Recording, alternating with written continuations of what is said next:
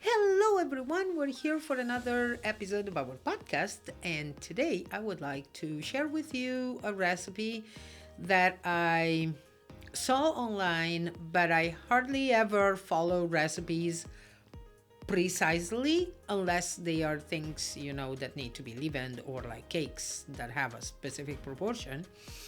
And I saw a video online and it seemed promising. Although the recipe this person was making was really, really convoluted, in my opinion, way too many things, way too many ingredients. And I prefer a smaller amount of ingredients as long as they are a good quality one. So these are literally chicken breast rolls, but they have pesto inside. So when I made these, it was summertime when tomatoes are amazingly flavorful. So I diced some fresh tomatoes, and then I sprinkled with salt and set aside so that they would pull out all of the juices that you actually do need to make this recipe. Then you slice the chicken breast, pound it lightly, and I spread a thin layer of pesto and just a few pieces of mozzarella. Then you roll it up and secure with a toothpick. At this point, once you have all of them ready, depending on how many you're making, I got my pan that has a lid, so because it's much better if it cooks covered.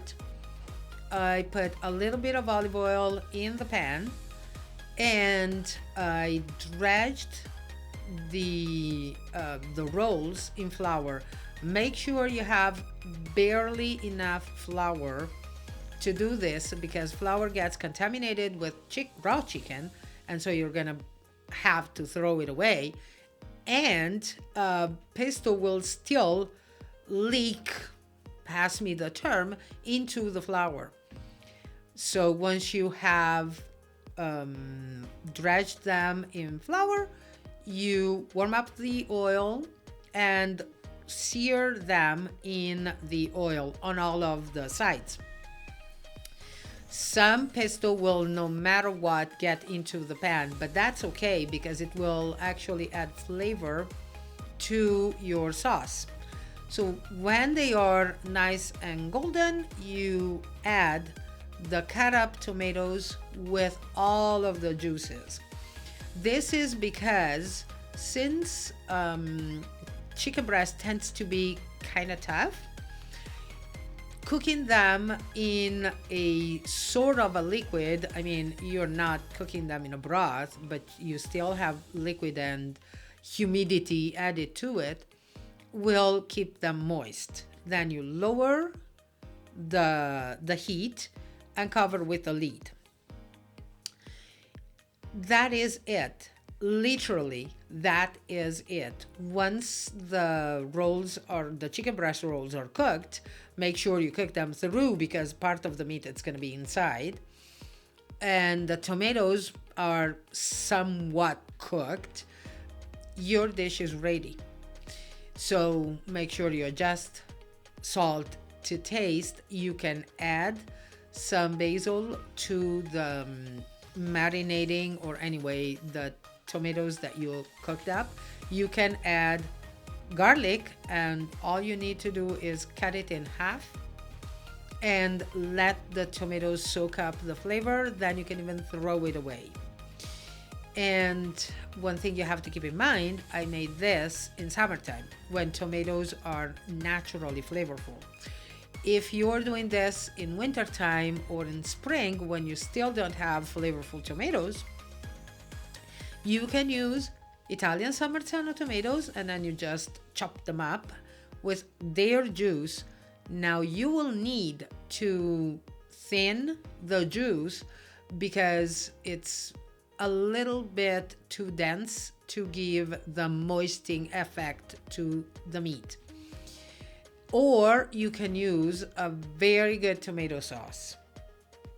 At that point, again, you will probably need to thin it a little bit. You can thin it with vegetable broth, you can thin it with chicken broth, it doesn't matter as long as it's a flavorful liquid. I wouldn't go for water only. If you can't have flour, just use cornstarch and you will be gluten-free. For being lactose-free, it's a little bit more complicated because pesto has cheese, so you would need to make your own pesto without the cheese. And then you obviously cannot use the mozzarella unless you use a lactose-free one. I will put in the description the link to my blog where I posted the recipe when I initially created it, adapted it. It's not my idea. But a lot of times I really look at videos just to get an idea and then I make it the way I want.